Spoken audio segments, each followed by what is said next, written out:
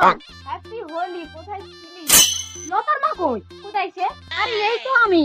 এতক্ষণ কোথায় ছিলিস তুই? মামা শ্বশুর কাকা শ্বশুর শাউরি মার পায়ে রং দেবো, তবেই তো আসবো। আরে ঠিক আছে হয়েছে, মেয়েটাকে রাখো। এক গাদা ছেলে মাঠে গিয়ে রং খেলছে। এই মেয়ে, তুমি একটু দূরে দূরে গিয়ে রং খেলো। আর এই ছেলেরা, তোমরা একটু দূরে দূরে গিয়ে রং খেলো। এই শোনা, ওই দেখ পিঙ্কি আর পিঙ্কির মা কোথায় যাচ্ছে বলা করে। ও বাবা, এ তো সেজে গুজে যাচ্ছে কোথায়, বুঝে নাও। এই টুকির মাকে দেখলাম না তো।